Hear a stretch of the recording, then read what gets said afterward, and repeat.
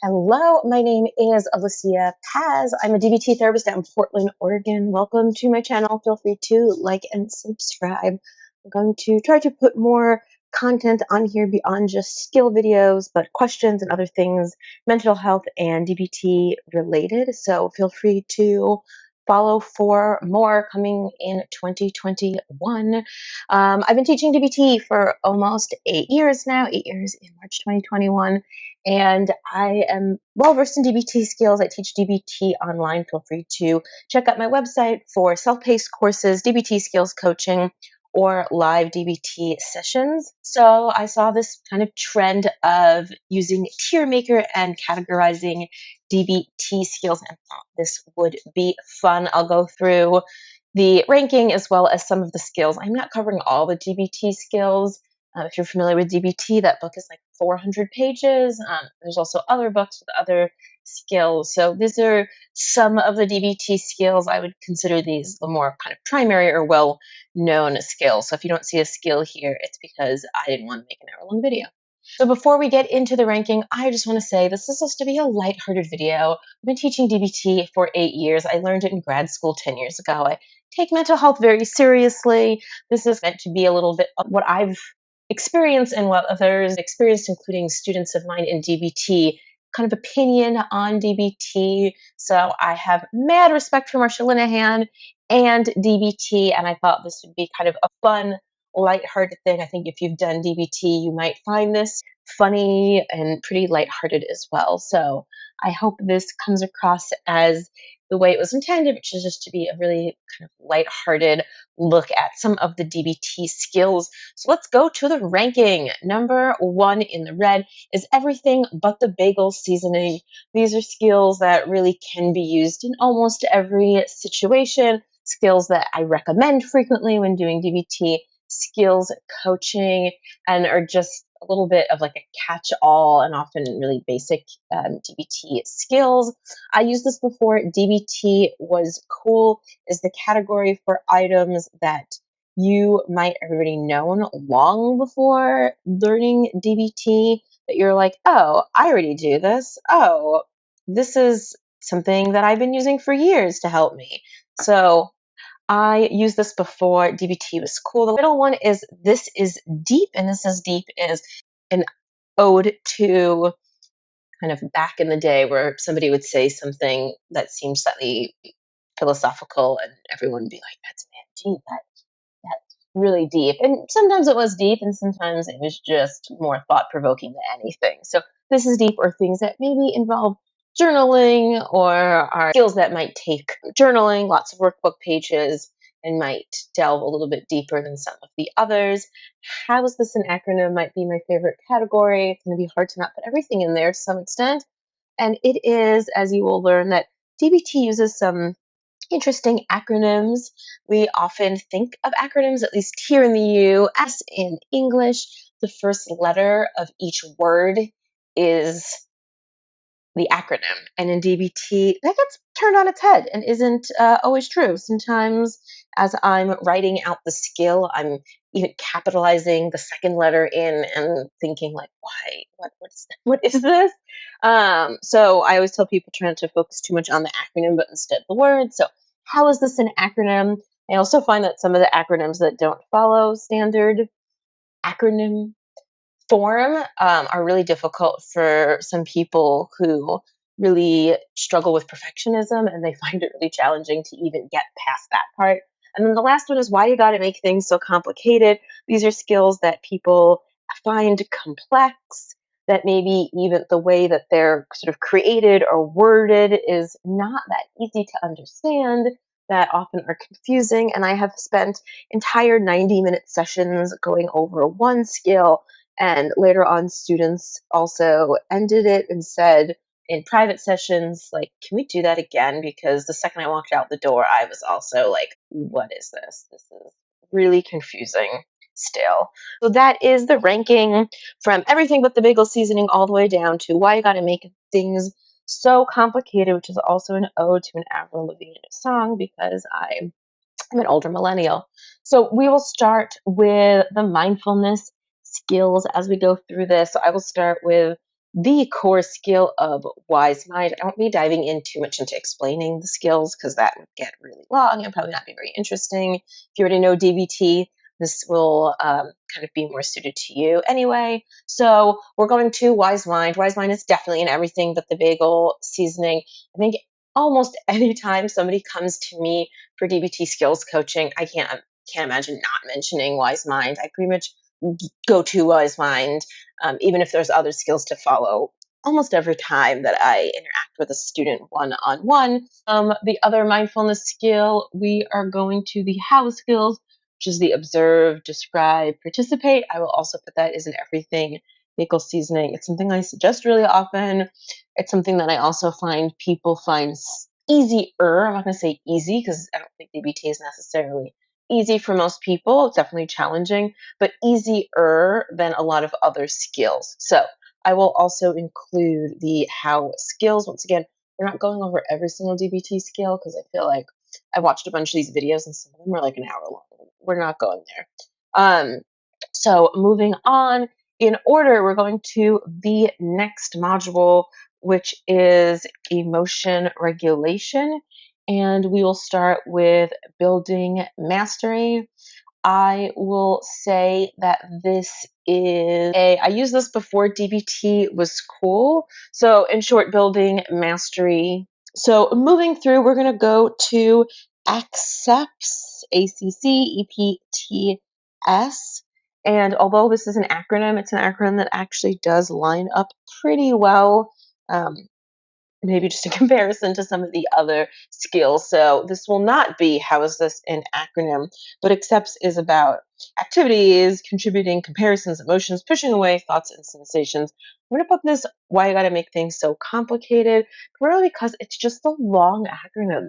There's just a lot to it. I very rarely meet somebody who uses like the entire skill, but kind of completing the entire acronym or even memorizing all these letters seems to be really challenging. I get why it is. It's a great skill. It's a lot. Even teaching it live takes up quite a bit of time to go into each piece of it and maybe less memorable than some others. So from there, we're going to go to improve. Yes, there's more acronyms. These are mostly acronyms. Oh, improve, improve. Improve is definitely a acronym, but it does follow the rules of most acronyms. So although it is an acronym, I will not put this in how is this an acronym, which is for the oddball acronyms. I will put this in. I used this before DBT was cool because even though most people haven't heard of accepts before learning this in distress tolerance, I think this is something that, at least in part, we've all done at some point.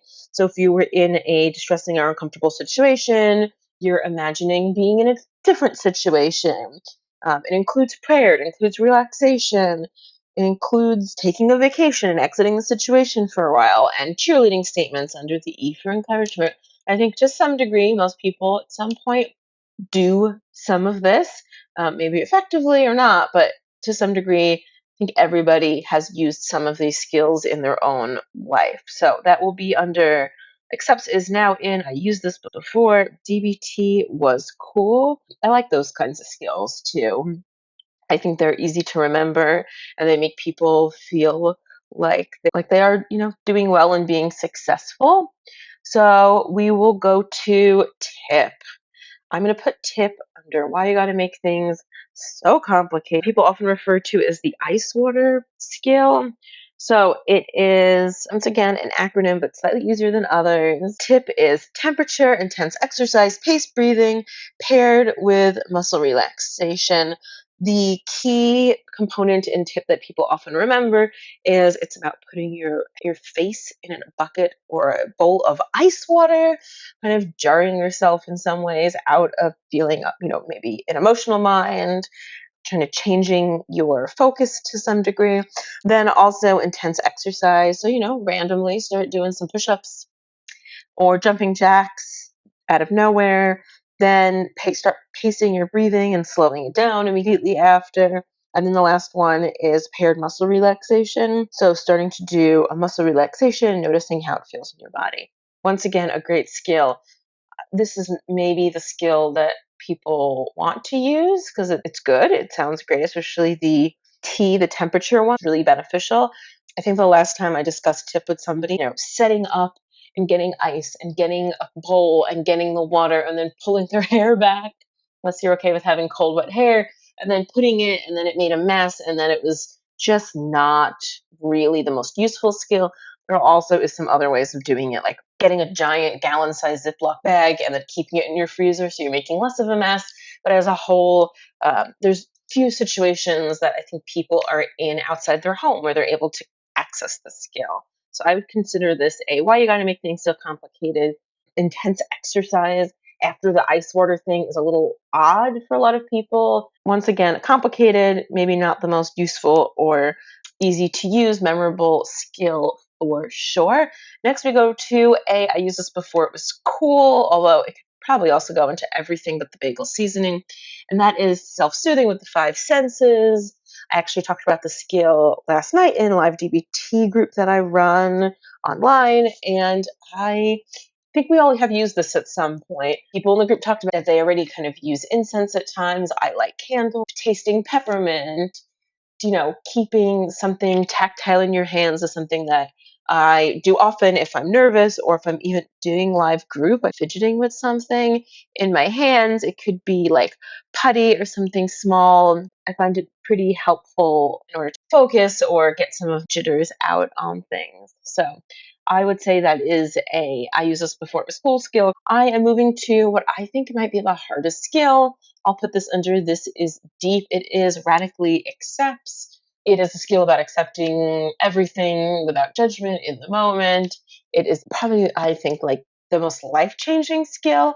It also is one of the hardest skills. I believe in the workbook, it's even listed as like the first skill, at least in the Green McKay book. And I always am like, oh my God, like this is so hard. This is not an easy thing to do. So radically accepts can be challenging. Of course, depends on how you do it. And I'm not going to get into some tips and tricks here about maybe how to make it feel a little bit less deep. But I will say radical acceptance is a skill in which you are going to be journaling about it and figuring out worksheets and meeting with your therapist and maybe doing skills coaching and thinking about it. Definitely is a real difficult skill that involves a lot of emotional work and a lot of mental work. So, not that it's not valuable, but definitely a deep skill. Moving through just about halfway there with wrapping up distress tolerance, I will go to emotion regulation. We are going to work on building mastery. So I would say building mastery is I used this before DBT was cool. I think it's something that people to some point use. So right now I'm filming this. It's actually New Year's Eve 2020 on the cusp of 2021. So for historical reference, in case you're listening to this far later on, and hopefully things are different in the future, we are in a pandemic, and I think almost everyone I know has taken up some kind of hobby, and I think the vast majority of us are baking, myself included, who's somebody who's never baked before in my life, a cookie from scratch. Nothing didn't come from a Betty Crocker box, and even then it was sparse. And building mastery is about doing something that you're good at and just like getting confidence from that, and maybe a little challenge to it too. Maybe you're starting to do like sourdough or something that might be more difficult than other things. And frosting from scratch instead of from the container, doing something that you do well and you can build confidence in, and that confidence will then bleed to maybe going into using a harder skill. Maybe you're going to start on baking bread and feel good about yourself, and then you're going to start working on radical acceptance as an example. So I think to some degree we all do things that we're successful at to feel confident. Or maybe you're a marathon runner, and every time you win a marathon, you're just like full of adrenaline and like do well and feed off of that energy and that like skillfulness you have in that. It might make other skills feel a little bit easier, like you feel confident in. I would say that skill, building mastery, is, I used this before, DBT was cool because we all do something like that at some point, whether we're meaning to or not. Might not be using it to like control our emotions in the moment, but it's something we're all using. So I will also move, I used this before, DBT was cool, to building positive experiences. Kind of a similar idea. Once again, we're still building things. So you're building positive experiences if you're having a really rough time, or you might want to focus on doing something that you find enjoyable. It could be later on, maybe not right now, but taking a vacation when it's safe to do so. It could be going out and going on a walk because you enjoy it, getting your favorite cup of coffee at the coffee shop around the corner. And it's just about building more positive experiences in your life. It could be with other people. It could be by yourself. It could be walking your dog. It doesn't need to necessarily be anything really large, but it's all about building positive experiences in order to build a life worth living. So next up, I will go to please. We finally have, and there's plenty more to go. Interpersonal effectiveness is full of acronyms. We are going to go into the how is this an acronym, because please acronym is just not an acronym. It's just, I get it, and I mean, maybe it's easy for other people to remember. So I will go through how please is an acronym. So physical, treat illnesses, it's the I, not the T. Eat, avoid, and you're avoiding what doesn't work for you, avoiding responsibility. The S is for sleep, so good news is that's an easy one. And then E is exercise or stretch.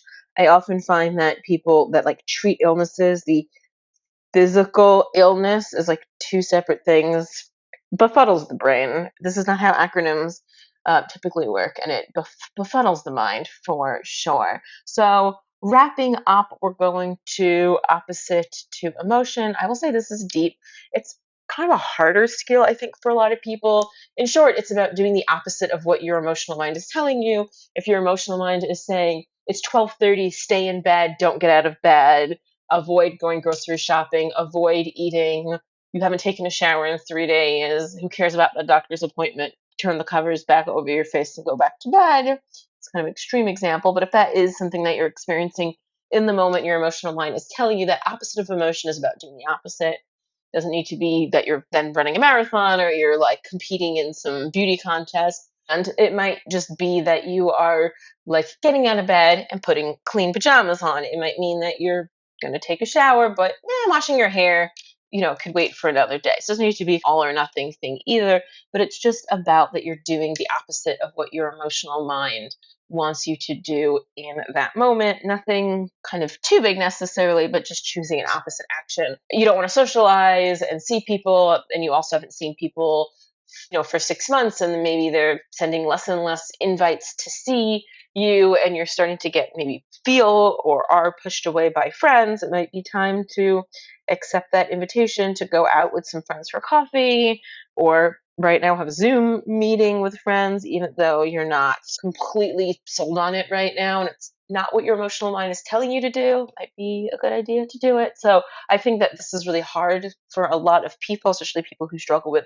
depression and social anxiety, because a lot of the examples are about those two things. So I will say opposite to emotion, action, not an easy skill. Definitely, this is deep skill. It definitely takes quite a bit, and I feel like. So now we get into the real acronyms. These are interpersonal effectiveness is just a lot of acronyms. Acronyms in itself, not bad.